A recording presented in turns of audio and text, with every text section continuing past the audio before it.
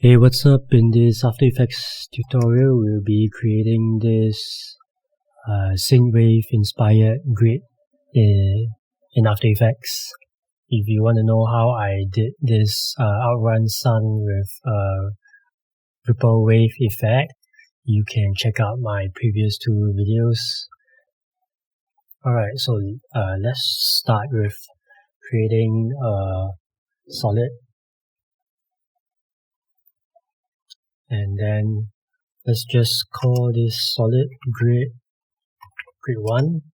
So the fastest way we can do this is by actually using a grid.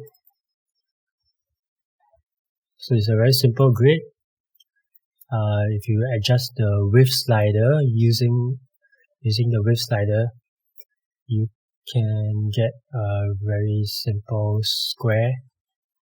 Let's just go with 80, and then the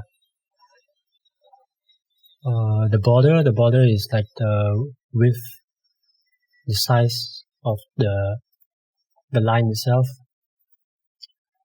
and then we can bring it down.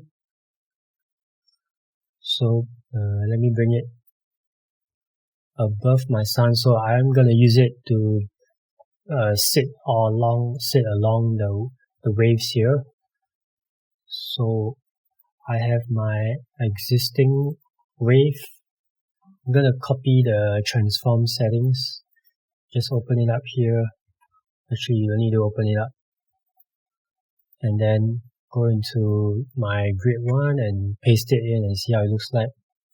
So, I forgot to turn it into a 3D object first, and then we'll paste it. Yep. So this is how it looks like. And then one of the things we can do now is to adjust the transform. Let me see. Adjust the scale. So if it's looking a bit big, yeah, it's the scale. Or if I adjust the scale, it will shrink down out of to be smaller than the comp area. And you can adjust the width instead, and then the border. But as you can see here, the border or the grid using this method is creating a very what I call a kind of a blurry effect, and then there's not much way to control it except through further feathering, but then I just want it to be sharper. So let's turn off this grid 1. Let's turn off this grid 1 here first, and let's try a shape layer. Let's try a shape layer and just double click on this. So I'm not having any fill. I'm having a stroke at 2 pixels. So go inside my rectangle path here, uncheck the size constraint, and then I just want it to be a single stroke, a single line across first. So X and Y, my width and my height will set to 0, and then I have a single line as. Well, let me increase the stroke. Increase the stroke to 5 where I can see it a little more clearly. And then what I'm gonna do, I'm gonna push it all the way up to the top here. So it's probably -540.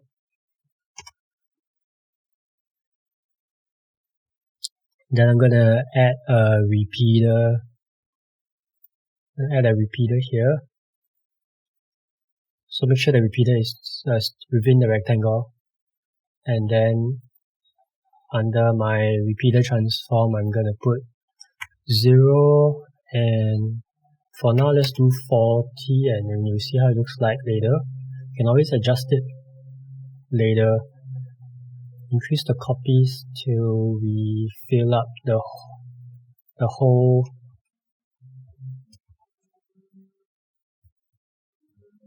Yeah, let's do 30.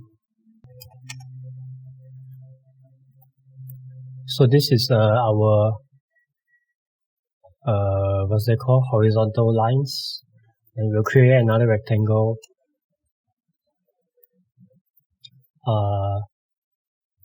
for the vertical lines.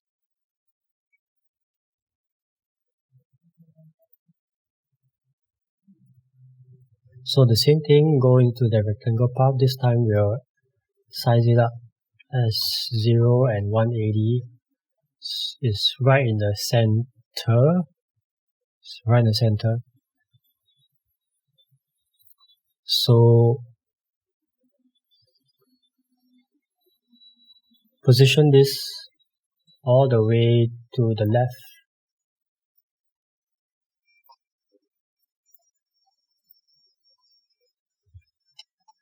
So it should be negative 960. And then again we'll add the repeater, and then change this to transform. So the same, we'll just do 40 for now, so that it is equal on both sides. And then we increase the copies.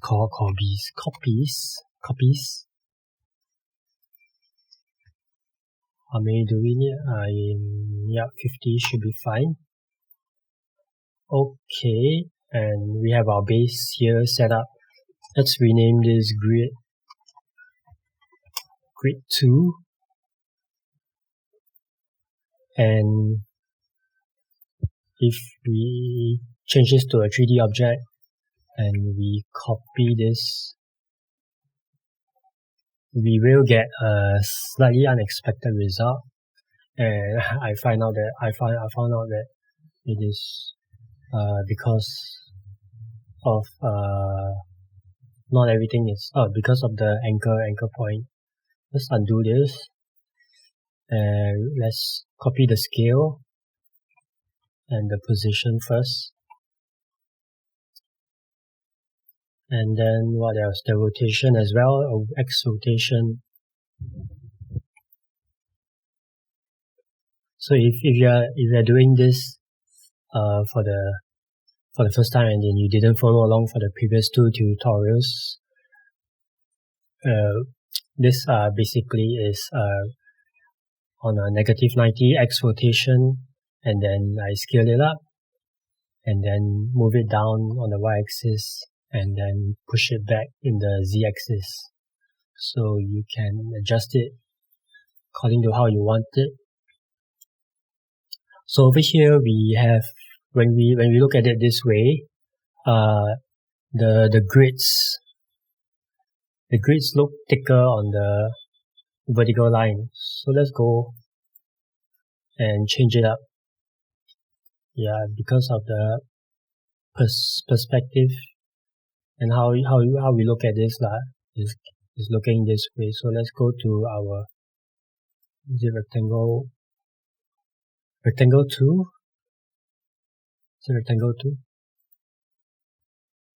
Rectangle 2, and then select it and then just change the stroke size, something that is, yeah, so this is stroke size 2, this is stroke size 5, and then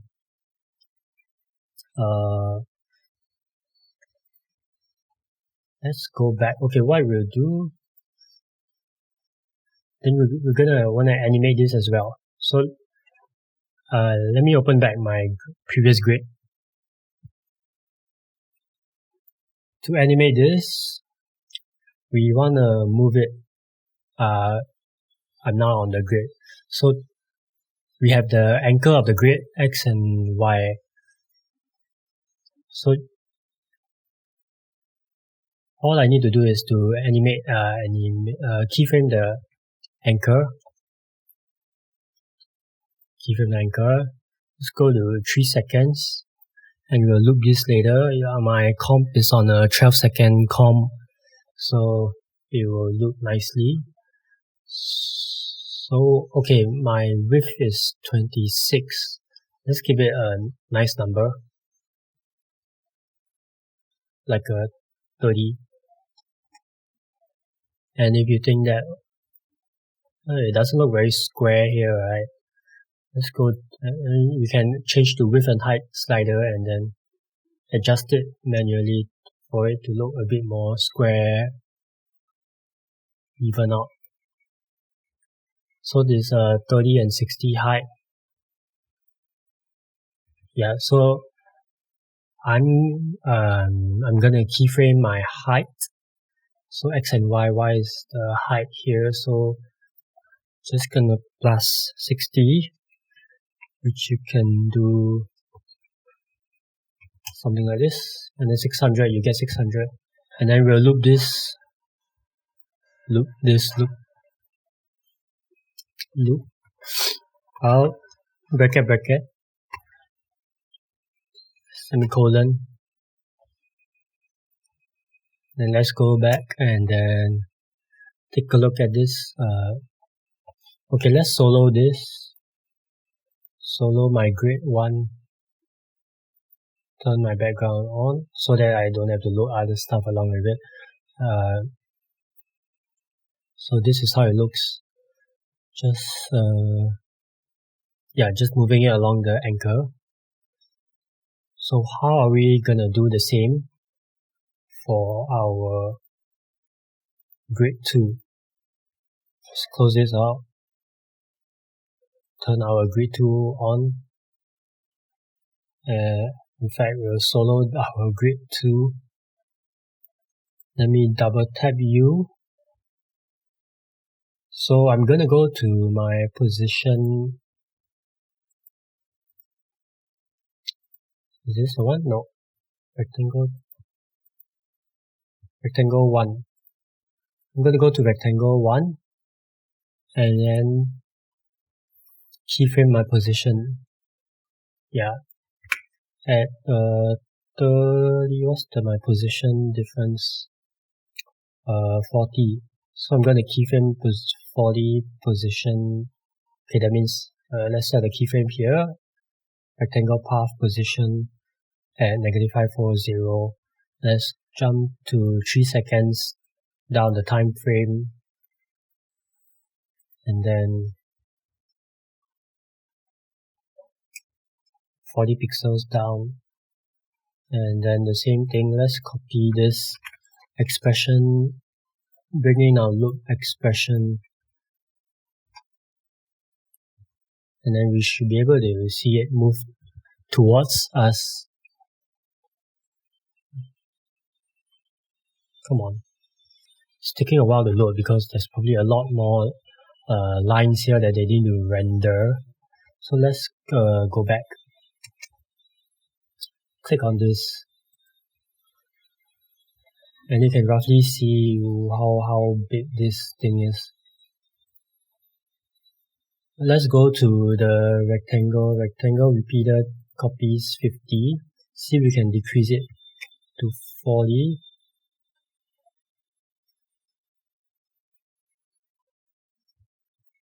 Yeah, so 40 is fine.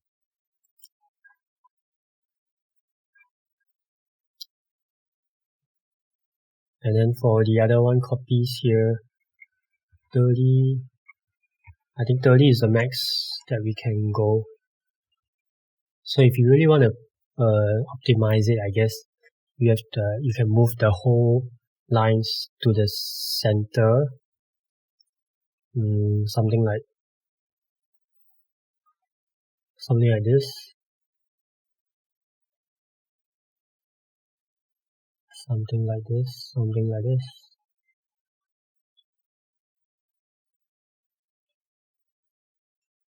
I think this is just enough. And then another thing is you can try to line up this, open up our title, save, and then let's just move this to the center. So instead of having just one line in the middle, we split the center column here, and then we can delete more copies on this side. I think 30 is fine. So we can stick to this. Let's save it first, and then another animation or another effect that we can add to our grid here is a light sweep,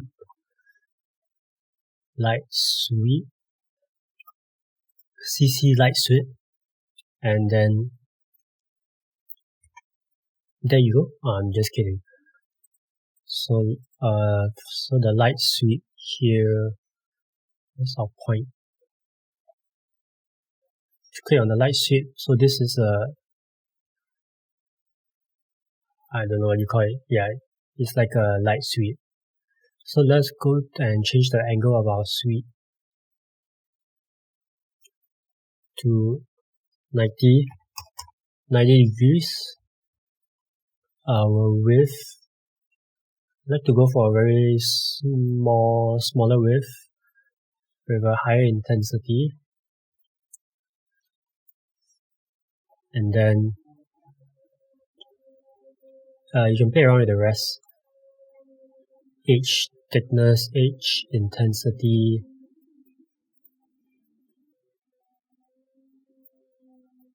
Yeah, you can play around with it later. Okay, so just to see how it looks like, you can change it to cutout. And then this is where it's affecting. So we'll animate it from above here. Go to the start. And then maybe instead of 3 seconds, you can animate on 4 seconds. Let's go, animate the center here. Go down to 4 seconds. And then we bring it down out of the comp. And then we should have our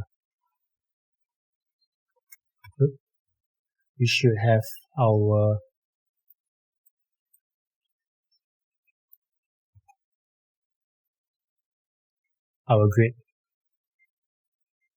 like a wave. So let's change it back to add, and to really see it, make sure your grid maybe it's not all the way white, and go for a darker blue, maybe not so dark, and can adjust the color a little. And then your light sweep intensity, sweep H. So maybe you have a smooth one. You just lower everything just a bit. H intensity, lower. H thickness, maybe just lower a little.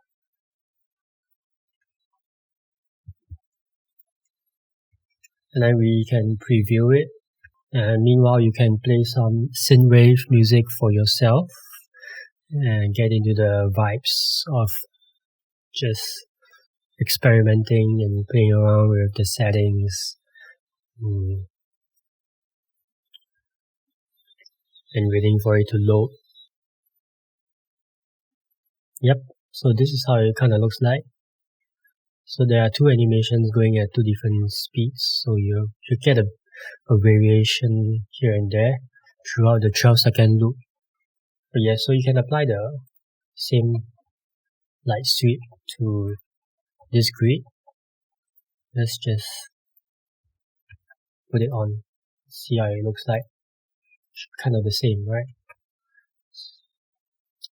Let me solo this. Looks kind of my grid is not dark enough to see it, obviously. Let's change the color down, and you can see the light sweep more apparent here. Looks more like a light dot over here. Okay, so if you have followed my previous two tutorials, you can bring this grid down to under my displacement. Turn it on, turn this off, and then you have a ripple grid effect here, but right now it really looks overwhelming. Let's bring it above my displacement and just copy my displacement effect onto my grid, and then we can kind of put this below the light sweep, and then we can kind of decrease the level to something more suitable. 6, 7, 8, just a bit. Yeah, just a bit to give that effect. Solo this layer again so that we don't need to process too much.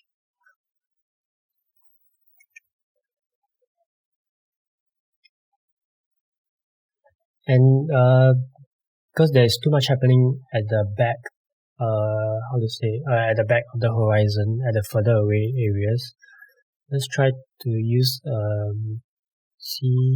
CHOKE, a simple choke here.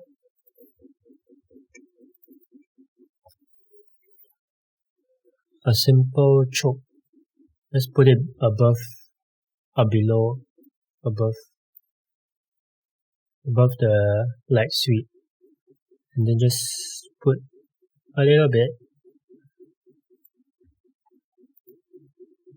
I have 0.6 on, so yeah, because objects further away is what do you call that?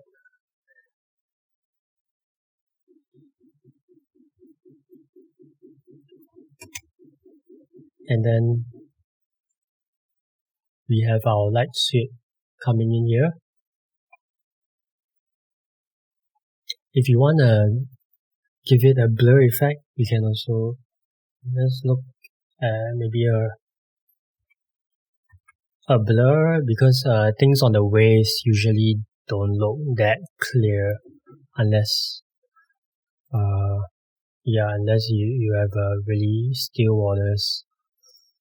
Let me look for a Gaussian blur maybe.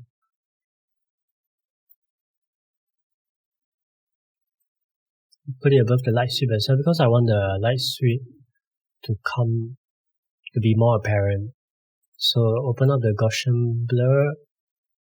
Let's try for 5. Let's go for